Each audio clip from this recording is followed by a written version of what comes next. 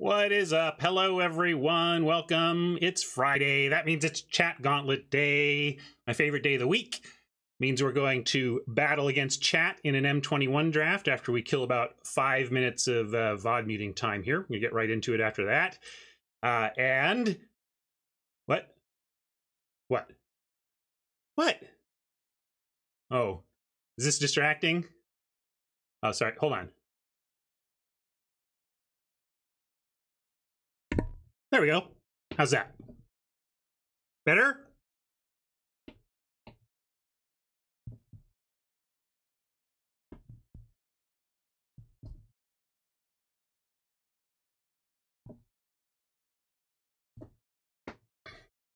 Come on. So how's everybody doing? Come on. We are indeed going to battle it out in Chat Gauntlet today. So, what does that mean for us? I have my list. I don't even know who I'm battling yet. I guess I should check that out. Come on. I get to be proud of myself. That was a good trick. Let's see. I do need to go fetch my battling list. Tron,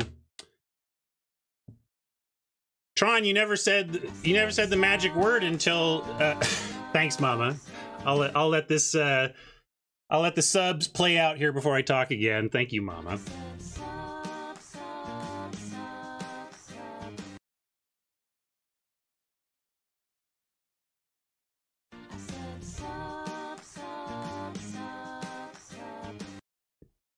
Thank you, Robert, for the game day list. Copying it now.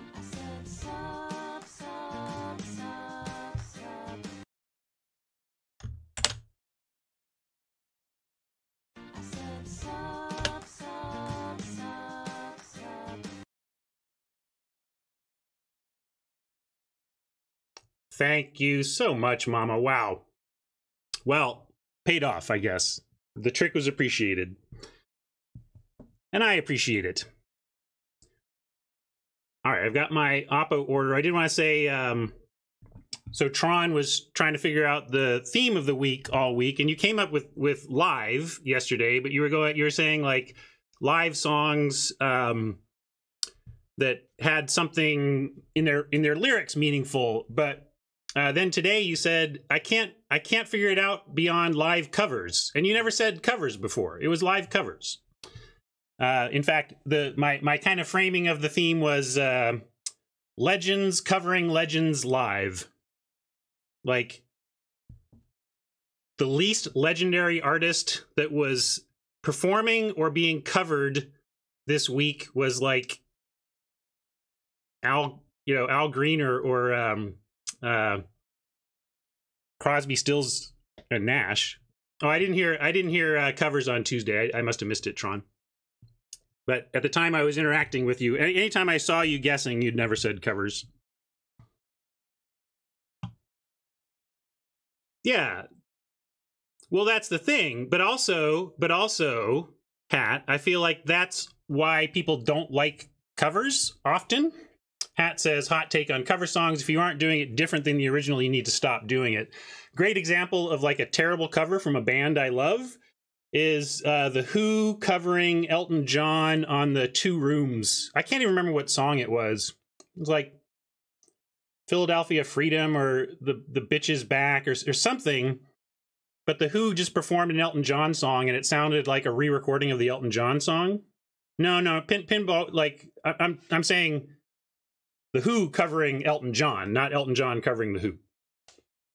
It was an album in the 90s, I think, called Two Rooms, or maybe the late 80s. Yeah, Johnny Cash's covers are fantastic, but none of them. I didn't look, but I didn't see Johnny Cash doing any of that live. I mean, that was kind of Johnny Cash recording those final few albums near his deathbed is some of the most incredible music of that era. There you go. It was Saturday Night's All Right for Fighting. Anyway, like it was so not memorable. I couldn't even remember which one what it was. It just felt like anyway. But my point is, so Hat, you're right that that covers need to be different, but it's the fact that covers are different that are so jarring for people that they lash. I think this is my theory. People who say they don't like covers, you don't like the uncanny valley of someone doing a song differently. Like your mind knows that song and loves it in its original context, and if it's taken out of that context, your brain needs to do some work to enjoy it. I think that's my theory. And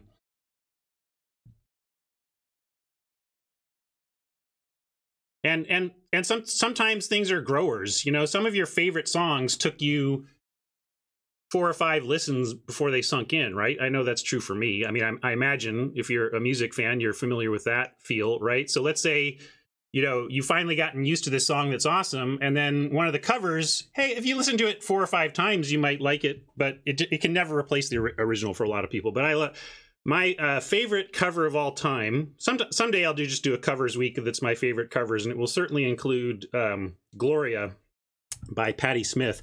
Although I don't.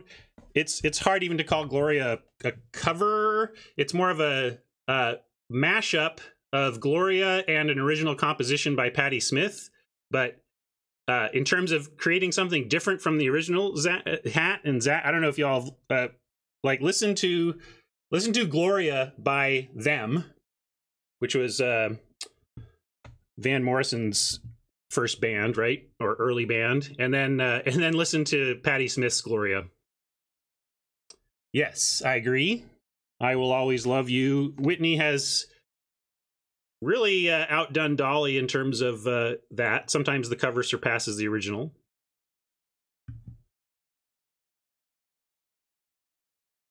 I do like the Disturbed. I saw Disturbed perform Sound of Silence on some talk show and really appreciated that. Those longtime viewers know I'm a huge Paul Simon fan. Probably number one. If you just said, name your favorite artist of all time, I'd just snap off Paul.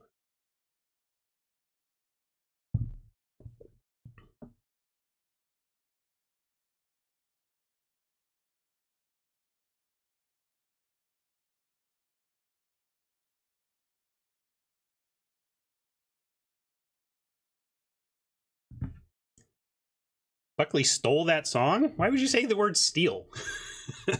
Buckley covered that song. That have you listened to the podcast on Hallelujah?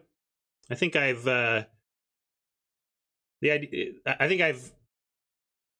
recommended that cast on here before, but I think it's a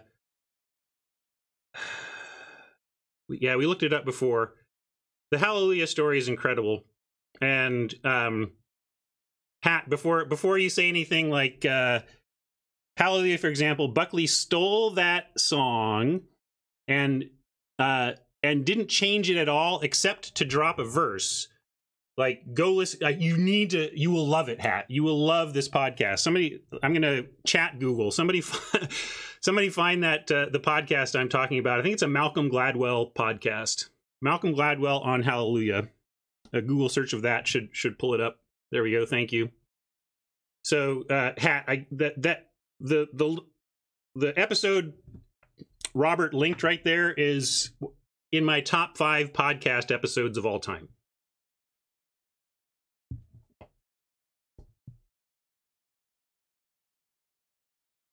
It's not only an incredible story about the song Hallelujah, it's an incredible look at genius, or genius is a word we throw around. It's a look at people in the creative process and how they function there, and the different ways that people function within the creative process.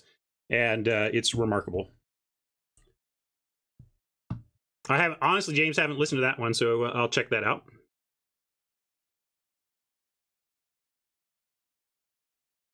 Did you listen to the reply all about the Lost Radio song? No.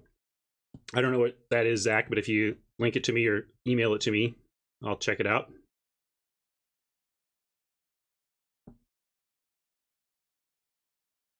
Yeah, I'll tease I have a long list of partial 5-song sets. I'm always thinking about 5-song sets to use for the stream, and I have a lot of partial ones. And one of them is covers of covers, because, for example, Jeff Buckley is clearly covering, sorry, the original composer, who's, I'm blanking on his name now. Sorry. Anyway, so Buckley's a cover, but then Rufus Wainwright does a cover of Hallelujah, but it's effectively a cover of Buckley, right? Wainwright is covering Buckley covering Cohen. Thank you. So there you can find instances of songs that are effectively covers of covers. but it's tricky. There's not a lot of them. It really has to be that an original artist recorded it, somebody else recorded it in their own eminent style, and then somebody else recorded it, but clearly is kind of copying the copy. Anyway, someday I'll get all my 5 on that, and we'll do that. But also someday we're going to draft together in Chat Gauntlet, right? Let's do that. Get some audio here.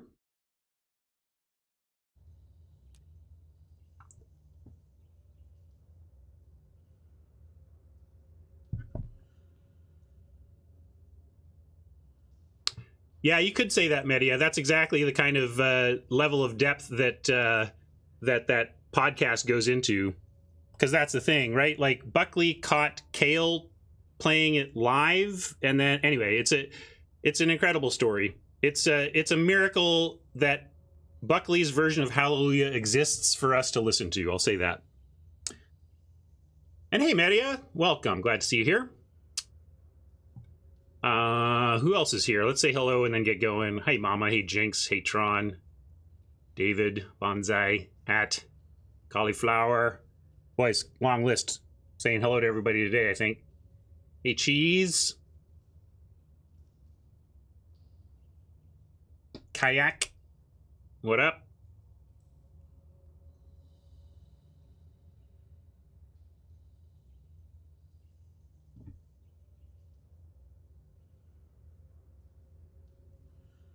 Yeah, who is in the gauntlet today? I can tell you because I got the list in front of me. It's Tron, it's Fiddles, it's the Epic Alpaca, it's Robert, aka Gargantuan, Meanthril, Strictly Cheese, and Vampirage, aka Flipperoo.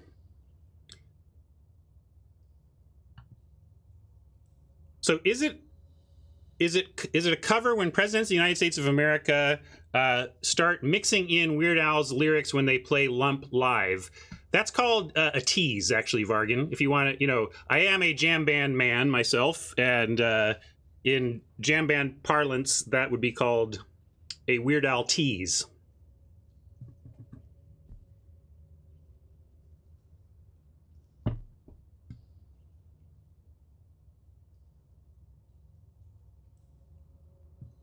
Because jam bands are often finding themselves, you know, if you're making up music as you go along, of course, you're going to navigate your way towards the familiar, and suddenly you'll find yourself near a song, you know, and you'll just start playing a little of that song. That happens a lot of times with jam bands, so there's a name for it.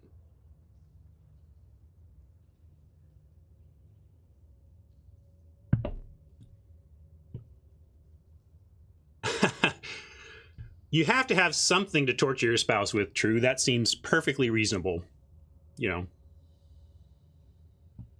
Okay, I keep talking about drafting, but I love talking about music, so of course it's pulling me away. But let's get going here.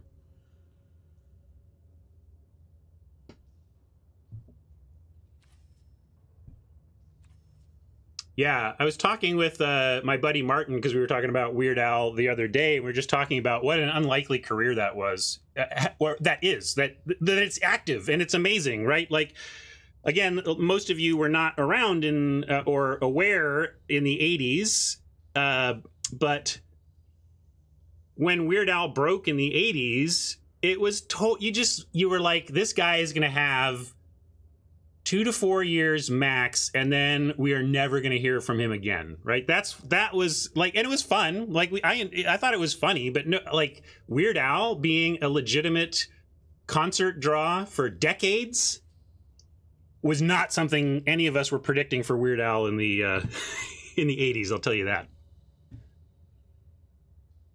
I did see Rocket Man, the movie. That was great. I have not seen UHF. Maybe I should see it. And, you know, as someone who can't help but rewrite song lyrics to try and be funny, yes, I have a soft spot for Weird Al. All right. Let me go. All right, we're going to do it from here. Let's go to the left monitor and make sure we're all set up over here. And then we can kick it off. Oh, update. Better start that update. And no, I don't want that. I want this. Here we go. Make sure this is the right width. This stuff go away. This is gonna go over here.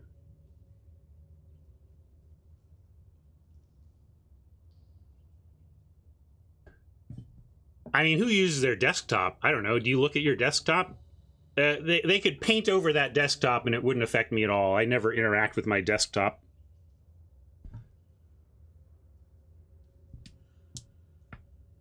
Or if I do interact with my desktop, it's through a file explorer, right?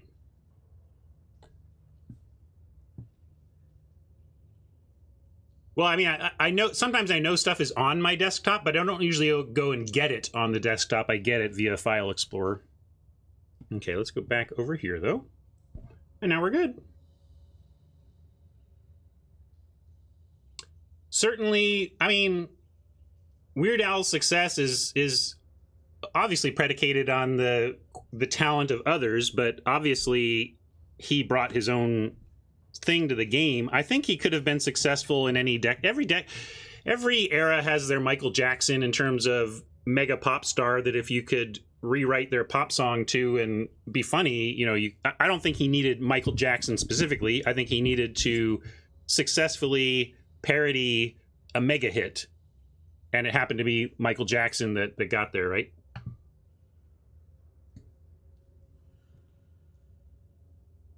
Yeah, I mean, you play for 3 decades or whatever, you're going to get pretty dang good at the instrument.